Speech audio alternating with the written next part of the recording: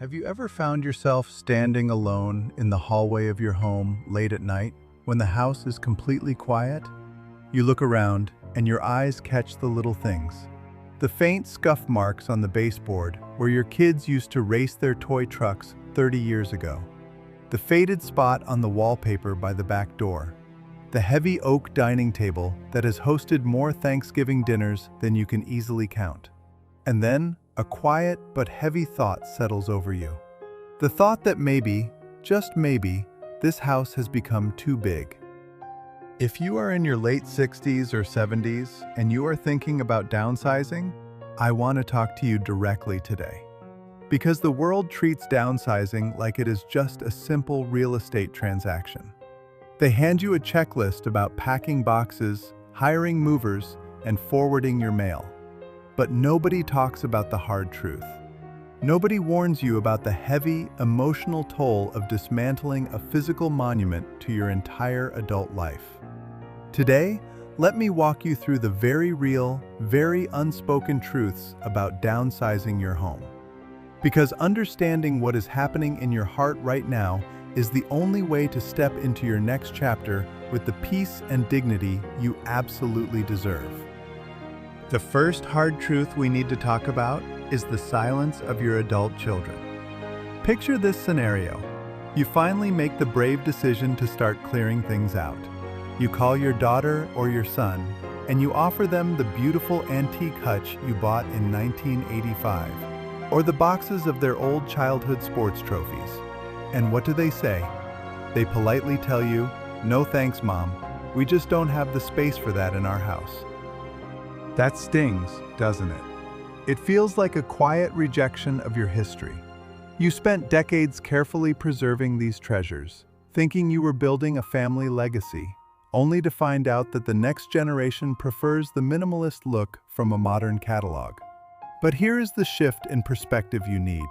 Your children are not rejecting you, and they are not erasing their childhood. They are simply living in a different, much faster era.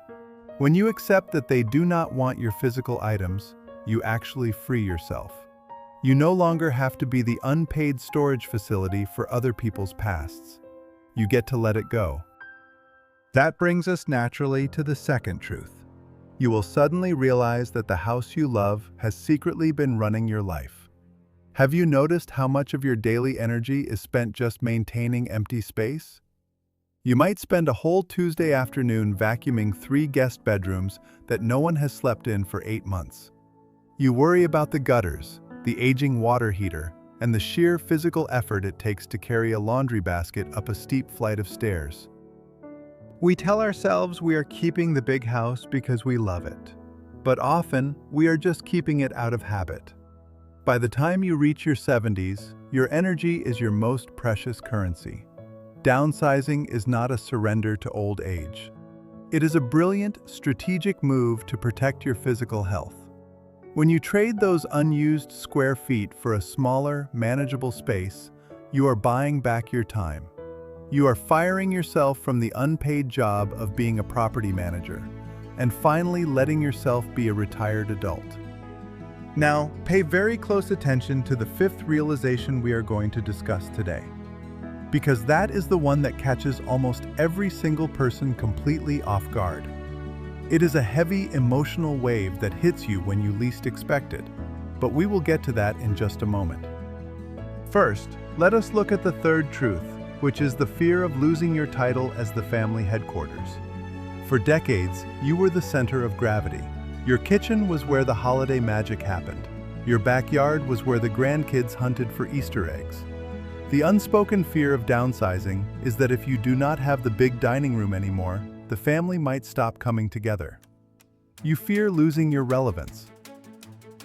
But I will tell you straight, the magic of those family gatherings was never the drywall. It was never the size of the kitchen island. The magic was you.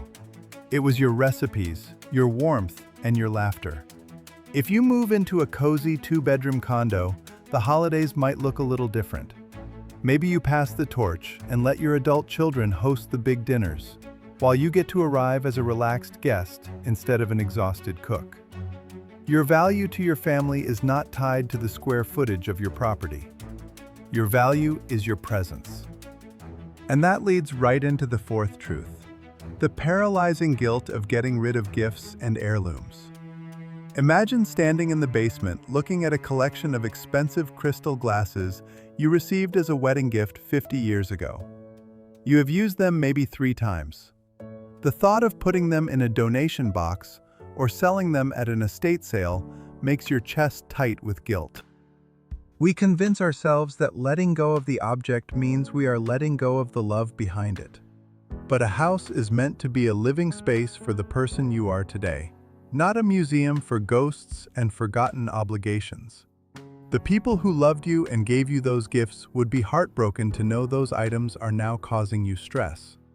When you finally release the guilt and let those items go to a new home where they will actually be used, you are taking a massive step toward true emotional freedom. And here we are at the fifth truth, the hardest one: the unexpected grief on the very first night.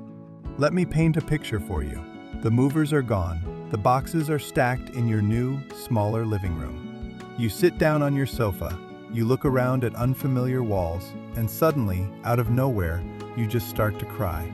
A deep, heavy wave of sadness washes over you, and a terrifying thought creeps into your mind.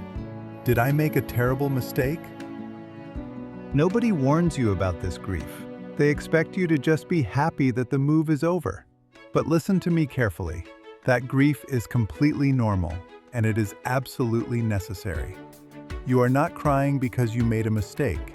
You are crying because you are holding a funeral for an entire era of your life. You are mourning the years you spent raising children, building a career, and being a younger version of yourself. Let the tears come. Honor the beautiful life you built in that old house. Grief is simply love with nowhere to go. Feel it, respect it, and know that waking up the next morning will feel just a little bit lighter. Because the morning after the grief brings us to the sixth and final truth: the sudden, profound rush of relief. Fast forward a few months into your new, downsized home. It is a Saturday morning. You wake up, make a cup of coffee, and look out the window. It is raining. But for the first time in 30 years, you do not have to worry about whether the basement is flooding. You look at your mail, and the utility bill is a fraction of what it used to be. You clean your entire living space in 45 minutes, leaving the whole rest of the weekend entirely for you. This is the hidden blessing nobody talks about.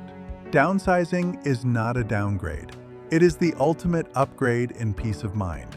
You suddenly have mental bandwidth you didn't even know you were missing. You have financial breathing room. You have the freedom to lock the front door and go travel for a week without worrying about a massive property falling apart while you are gone. When you look at the whole picture, the hard truth about downsizing is that it breaks you down just a little bit, only to build you back up stronger and lighter. Moving in your 70s is an act of profound courage. It is you looking at your life and saying, "I have carried the heavy load for decades. I have done my job. Now it is my turn to live simply and live well." You are actively curating the rest of your life. You are choosing quiet competence over exhausting chaos.